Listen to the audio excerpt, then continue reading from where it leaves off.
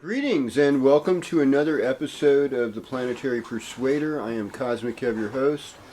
This is for the weekend beginning Friday the 20th of May. And this morning, I think it's 7:37, 7:38 in the morning, the sun moved out of Taurus into Gemini. So that was Pacific Daylight Time, so we went from Taurus thing to Gemini. Now, Venus is moving out of Taurus this week as well in Western astrology and moving into Gemini, and that happens, I believe, on the 24th, on Tuesday at 2:45 a.m. So on Tuesday, Venus comes out of Taurus into Gemini. Now we have a full moon, folks. Full moon on Saturday the 22nd, and it will be in Sagittarius, about 1 degree, a little more than 1 degree, between 114, I think. And so we will have this new moon, rather, I should say, full moon, not new moon, but full moon in the nakshatra of Anuradha, which is Saturn ruled, and it's Saturday at 2:14 p.m. It becomes a full moon, so in a lot of ways this is an auspicious moon because it's sub-ruled by Saturn on a Saturday. Vedic astrology is Scorpio moon. So a lot of people are going to feel real intense passion from this full moon. And whatever it is that they're upset about, we'll all know it. And but Anuradha as a nakshatra is really good at making friends, so this could actually be a really good party moon, party kind of full moon. Let's remember that Mars and Saturn are both still retrograde, and they are with this full moon, and so there is an element of what I would call a certain tamasic energy, and Venus will be loosely opposing the moon, and here's the good news, is that Mercury goes direct Sunday. So Sunday we have Mercury going direct at 6:20 in the a.m. So this coming Sunday, all thoughts are clear. You can go now and buy that Maserati you always wanted to buy. I don't know. I mean, I hope you didn't delay things like fixing leaks in the roofs and things like that because of Mercury retrograde. That's not the stuff that you don't, you take care of the necessities, and then the new stuff that you're speculating on, you wait it out during that period. That's normally what we do. So anyhow, you've been such good people, and there's only 4 planets retrograde, but one of them is going to be direct, and that's Mercury, so we're narrowing down our options, folks. We're going to go sign by sign now, starting with Aries, this week's edition of the Planetary Persuader. With me, your host, Cosmic Kev. Yay! Okay, so, greetings Aries, welcome to your horoscope. Because you're Mars ruled. Mars is transiting the 9th house along with Saturn, along with the full moon. This is a good weekend for a getaway. This is a good weekend for travel, but there may be some detours, there may be some limits, and you've just got to be mature about it, because that's what Saturn likes. Saturn likes maturity in order for you to go. And as far as Mars, we're looking in the Vedic sense with it being in Scorpio, and Mars even though it's in Sagittarius. So we'll say, yeah, it's Mars is in Sagittarius in Western astrology, for you Aries in Western astrology. You're curious about stuff. You want to take risks, and you're seeking a higher knowledge with a meaning. And you're willing to help others along the way as you get help yourself. So there's deep learning in this kind of transition. And now that the sun is moving into your third house from the second house, you're less caught up in all the material stuff, all the money issues that had been plaguing you last week. Well, they've settled down. You're doing way better now, so you don't have to worry about that. So that's the good news. And you still have Uranus in the first house, making a real, shaking things up. And Jupiter's moving forward in the sixth, so hopefully you're feeling stronger. Feeling stronger every day. Well, hello Taurus, and welcome to your horoscope. So, well, we still have Venus in your first house until Tuesday. Goes in your second house. So, generally speaking, Sun moving into your second house, you're more concerned with money. You're more concerned with resources. You're more concerned with members of your family and what they're doing. Now, since Mercury's going to go direct on Sunday, you're going to be thinking right. You're going to be thinking clearly. You'll have mulled over what went down, and now you're ready to speak out, speak up, make things better.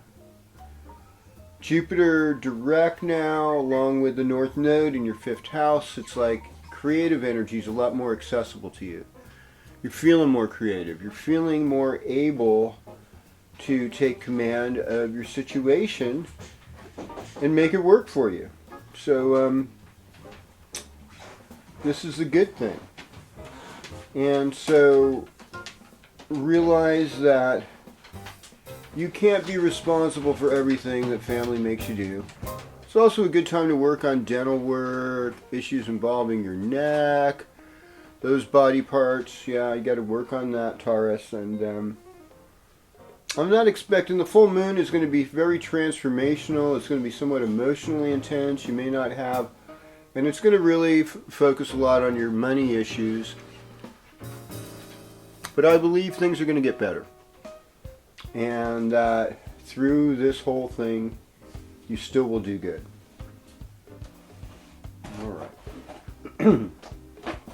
Greetings, Gemini, and welcome to your horoscope. So, yeah, if anyone gets run over by Mercury, they would say it's Gemini. I mean, somewhat Virgo too, but Gemini. So Gemini, in this situation, a lot of these issues involve karma, because Mercury's been in your 12th house. So this is, are you willing to address your blind spots? Are you willing to see the places where you've gotten your own undoing? Sometimes gossip isn't important. Sometimes it's better if you just keep your peace, People are often difficult on you and others. And so you might just need a little bit of a respite from that. Now here's the good news, is now the sun is transiting your first house. So it's all about you. Everything's coming up Gemini now from today on. Woo! And once we get to Tuesday and Venus moves in your first house, you are looking good as well. We've got Mercury going direct on Sunday morning. We've got a full moon in the romantic 7th house. Okay? So your romance life is going to start getting into gear. Your love life is going to feel way more satisfying as we progress into the week. So that is very good news, beginning with this full moon. And with Mercury going direct, it's like you can pay attention to your dreams, you can find what the meaning was of them, and you can pray for others, and having a good mantra. I mean, even the regular Buddha mantra, or the Venus mantra, since most of you have Sun ruled by Venus, Sucre, it could work for you, Get a good good prayer life going. It's going to help you get a good love life going. A lot of us want that. Well, hello Cancer, and welcome to your horoscope. So, the sun is transiting your 12th house.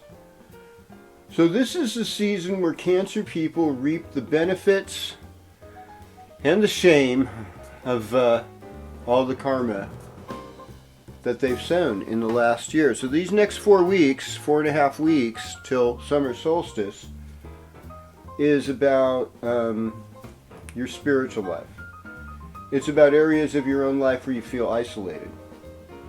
We got a full moon happening. Full moon is going on in your 6th house, so that focuses on health issues, your ability to cooperate with others at work, and then that with your own personal karma, where you feel isolated, what your subconscious is telling you to do. And the other thing to be aware of is that you can easily be a part of your own undoing, and that's not something that's fun. But let's talk about the positive right now. So Mars and Saturn retrograde in your 6th house. It's time to get in shape physically.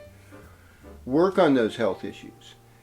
And even with this full moon, could bring out what you need to do to be a better team player, make better karma for yourself in a practical way, in a way that works for you.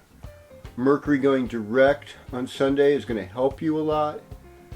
It's going to get you moving forward again with your life. You're not going to feel it quite as out of whack.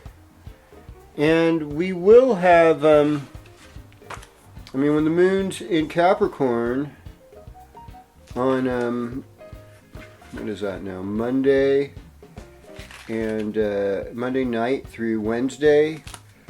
Like those days, you can feel a little more peace of mind. You might even there may even be some romantic karma. Oh my gosh. That's kind of scary. Well, anyhow, so it goes. Well, greetings to Leo, and welcome to your horoscope. So, what do we got going on with you? Well, the sun is now moving out of your 10th house into the 11th house. So this is good news, Leo. You're able to kind of kick back a little bit. You're able to take the responsibility down a notch and cultivate some relationships, cultivate friendships, relax, be there for people. I think, I know that, you can't always get everything done. You're not always going to have the yard looking perfect or every little speck of dust out of your house. So at times it's good to chill out with your friends and enjoy their company. And I think it's a good time to throw a party. And it's a good time to do future planning for what you want to do for your students, say next semester, or if you're taking summer school classes, you're making vacation choices, if you have that option, or summer work. All of these things can be looked in with more leisure and more freedom, and also friends that are helpful to you. A lot of times they're like older friends or older siblings, can kind of show themselves up during this transit and make things nice for you. And then by Thursday we have the wonderful moon in Aquarius, so that'll be your 7th house, and that'll spring on some more romance as we get into the next week. Right, well, hello Virgo, and welcome to your horoscope. So, Gemini rules your midheaven. So, one of the things I see in a lot of Virgo people, Virgo suns, Virgo risings, is that they become jack of all trades, Jill of all skills. Because one thing about Virgo people is they want to be able to serve and help others and have their practical abilities be able to be manifest. And so they have a lot of abilities. A lot of them are Vedic Leos, so they're like, they're playing a lot of different fields. They have to attend to a lot of different areas, and they tend to be more reliable. So working with your hands, doing analytical work, whether it's being an accountant or a mechanic, or an electrician, or a psychoanalysis. Virgo's good at all these things. And so we're focusing more on your career for the next 4 weeks. You're going to be in a more conscious place. Mercury in Taurus helps you be super smart. Now that it's going direct on Sunday, you're going to be feeling better than ever. Moon's going to be full in your 4th house, okay? So 4th house for Virgo is the mother. It is the home life.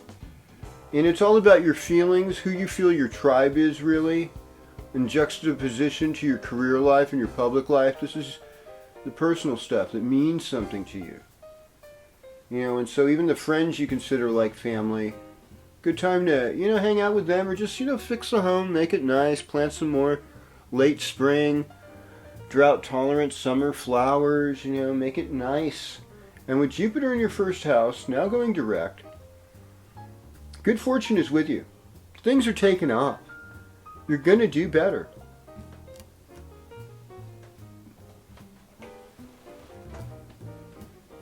All right.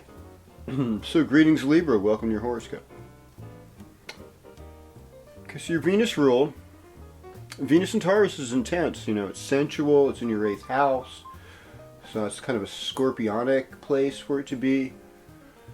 And it's moving over Tuesday into your 9th house. That could be a long distance relationship. That could mean you got a job, that you're moving away from Grants Pass or Ashland to Portland. And so either you've got a boyfriend in Portland, or you're going to get one there, or you're going to keep the one you have down here and have to commute for your 9th house long distance love affair. I mean, that's one of the ways of doing it. The other thing is just having a spiritual attitude towards sex and relationships, and a multicultural palette when it comes to art.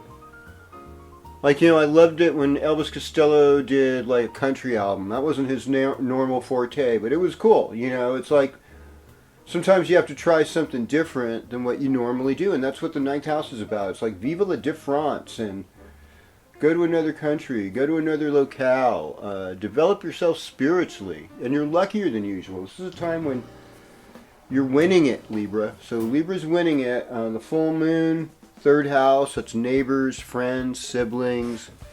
Good time for a little party, a little gathering, a little block party in the neighborhood. Mercury going direct is definitely going to help you, since a lot of you have the Vedic Virgo influence. So I see that as helping you become more conscious.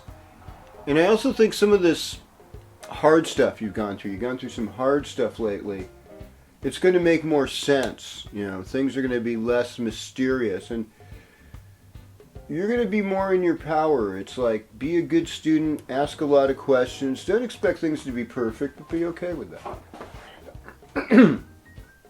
Well, hello Scorpio, and welcome to your horoscope. So, the last several weeks we've had the Sun in your 7th house. Venus has been there too, and that's a very strong ruling sign for you because of the whole sidereal Libra thing influencing most of you. And plus you like, that love-making act a lot because you're Scorpio. So that's been transiting your 7th house, and so had been the Sun. So there's been this diplomatic sweetness, but overall you've been chill, you've been on the outside looking in. It's like, hey, I can watch this movie, it's okay. But now it's going into the 8th house, and so you're not really in control, and if you're one of those more control freak Scorpios, oh my gosh, you could be tearing at the scab. It's not going to help things heal quicker. So what I say is let other people have control, respect decisions. You can still express what your doubt are, but in a loving, kind way. It's not always easy to do that, I remember reading one Native American view of, the sun sign Scorpio in the tropical sense, in relation to the seasons, like Western astrology, and they said the ruling plant was the thistle. Because the thistle's really healing, kind of helps heal your liver, but if you stroke the thistle the wrong way, you get poked by it. And so here lies a lot of times the Scorpion sensitivity and the misunderstandings we have about Scorpio. Now we know that Mars and Pluto are both retrograde, so those planets are affecting you stronger right now. And, you know, for you, the Mars is in the second house of money, and Pluto is in the third house of communication.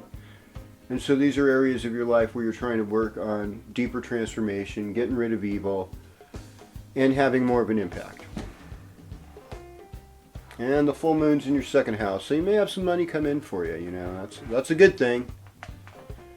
And hello, Sagittarius, and yes, welcome to your horoscope. So I've had some Sagittarius people ask me, so what is up, what is wrong?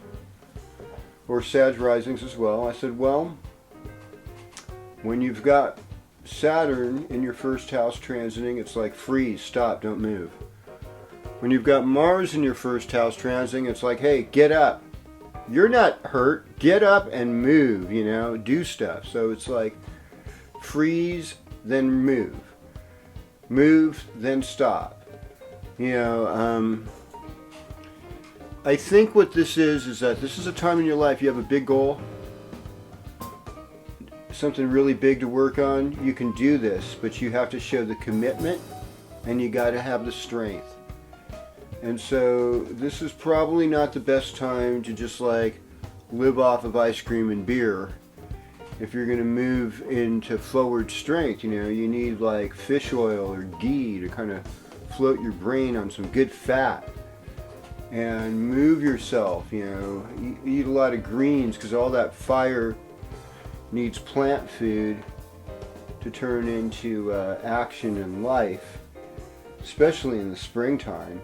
And I mean, your love life could get a lot sweeter now, Sagittarius, because you got the sun transiting your 7th house, which is relationships. Venus is moving there on Tuesday.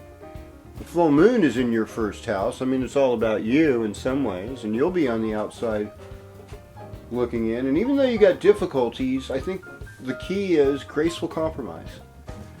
Graceful compromise, graceful confrontation. You know, it's like grateful for your enemies, grateful for your problems, keep moving forward, and on it goes. Okay. Well. If it isn't my old friend Capricorn, greetings Capricorn, welcome to your horoscope. Yeah, I know, I'm hoping we get a new background on the screen this week too. I know, I'm getting started. I'm never sick of the water in the creek because it's a happy thing. We've gotten a lot of rain lately here in Chico. So it's been the happiest spring we've had in years and years. And this is a happy town, okay? Yeah, I know the transients that live in the creek aren't necessarily that happy. Well, you know, well, you know, it's not a happy camp, you know. Unfortunately, there's a method to their madness that involves taking people's bicycles and other property matters that just, I don't know. It's pathetic, right? It's pathetic, isn't it, Capricorn? That these how former humans turned zombies become these like expert like picking things apart and stuff, you know, and sometimes picking at their own scabs, and it's sad, and I get it. Anyhow, this full moon is in your 12th house of karma. So Saturday's full moon, and Saturn's there. And Mars is there, so you may have some people that have an agitation with you. It's never too late to make things right in most cases. If you try to make things right, everybody feels better. So it's like, work on good karma, Capricorn. And right now, since the sun is moving in your 6th house, get in physical strength. I mean, you don't want to look like a douche in your bathing suit. Yeah, you want to really, I mean, yeah, you want to get in shape. Yeah, I know round is a shape, but, you know, this is not Polynesia. I mean, maybe it is. I mean, we are streaming YouTube, but, and like for you people, I know there's a different concept of beauty. I personally, in places really hot and tropical, you do not want a lot of extra jiggle. It's not making it a fun thing, you know, except for floating in the water. So, you know, this is the 6th house. This commands strength.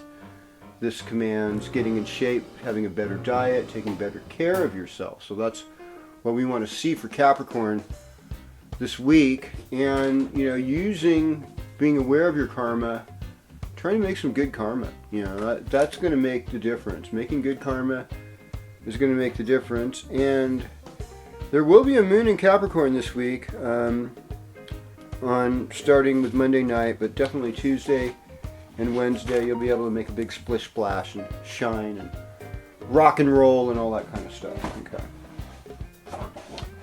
All right, well, greetings Aquarius, and welcome to your horoscope. So, yes, if I am not mistaken, we have a sun now moving through your 5th house in the sign of Gemini. This is happy. This is a happy place. The 5th house is about your children. It's about your creative projects.